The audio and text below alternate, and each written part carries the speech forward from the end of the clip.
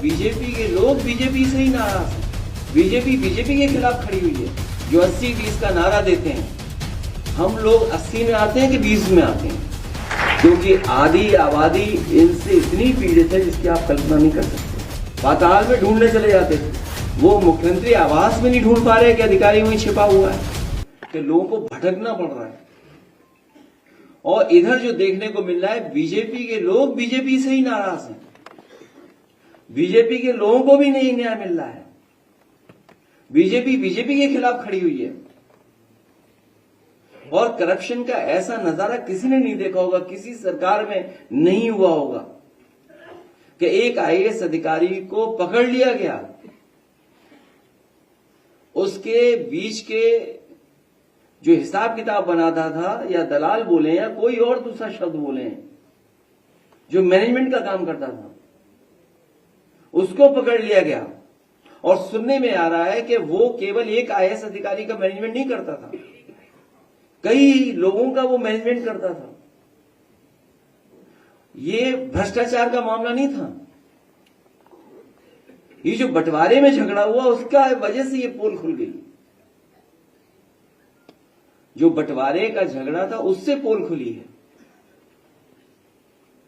ये बातें मैं इसलिए कह रहा हूं कि जब भारतीय जनता पार्टी खुद मान गई है कि उनका 80-20 का भी नारा नहीं चलने वाला है,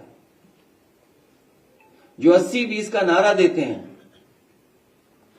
46 में 56 बोलने वालों से मैं पूछना चाहता हूं कि जो 80-20 का नारा है, हम लोग 80 में आते हैं कि 20 में आते हैं?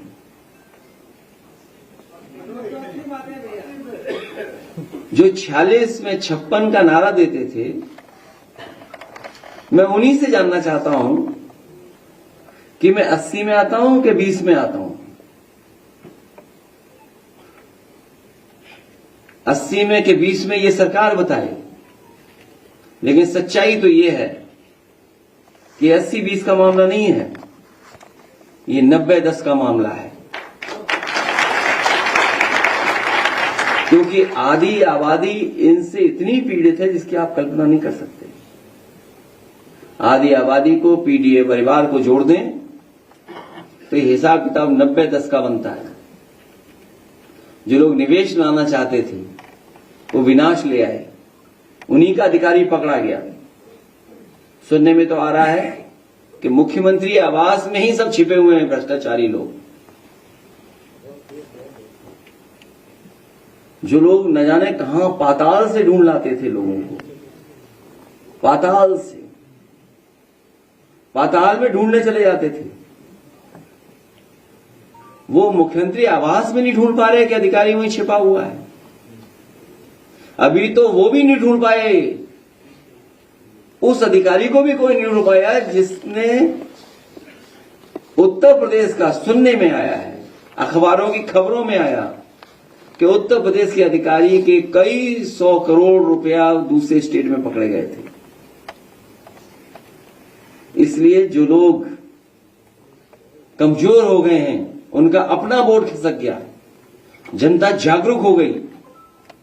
जनता के सामने न किसान के सवाल पर सरकार के पे कोई योजना बना पाए, जो आय दो होनी थी वो नहीं कर पाए, नौजवान को नौकरी रोजगार नहीं दे पाए, आरक्षण नहीं दे पाए, महंगाई कम नहीं कर पाए, निवेश नहीं ला पाए। और अब तो टैरिफ वाला मामला आ गया। जो मित्र थे उन्होंने बोर्ड दिखा दिया कि हम कितना टैरिफ लेने जा रहे हैं, हम क्या परिवर्तन लाने चाहते हैं।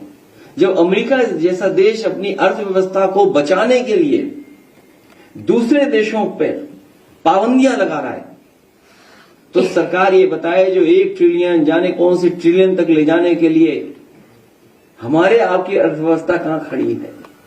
और अर्थव्यवस्था में भी झूठे आंकड़े, प्रति व्यक्ति आय उसकी केवल बता दें जो गरीब लोग राशन पा रहे हैं। जो राशन पा रहे हैं उनकी प्रति व्यक्ति आय क्या होगी। दिल्ली वाले ना बता पाए, यूपी वाले बता दें, क्योंकि यूपी वाले तो हर चीज तुरंत गिन लेते हैं।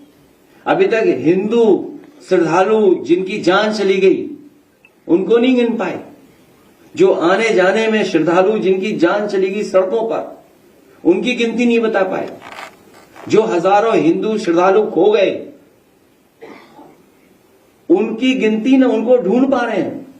और सुनने में आ रहा है परिवारों को मनाने के लिए काले धन में संतुष्ट किया जा रहा है, पैसे देकर संतुष्ट किया जाता है। ये गिनती इसलिए नहीं बताई जा रही क्योंकि इनको मुआवजा देना पड़ेगा। सोचिए, सरकार जो दुनिया की न जाने कौन सी अर्थव्यवस्था बनने जा रही थी, मुआवजा देना ना पड़े इसलिए गिनती नहीं बता रहे। और फिर बहस को बदलने के लिए जहां कुंभ की तो गिनती बताई नहीं पाए हैं, गाय जानवर की भी गिनती नहीं बता पा रहे हैं। इसलिए ये सरकार जो अपना सब कुछ खो दी है, इसीलिए कम्युनल पॉलिटिक्स पर उतर आई है।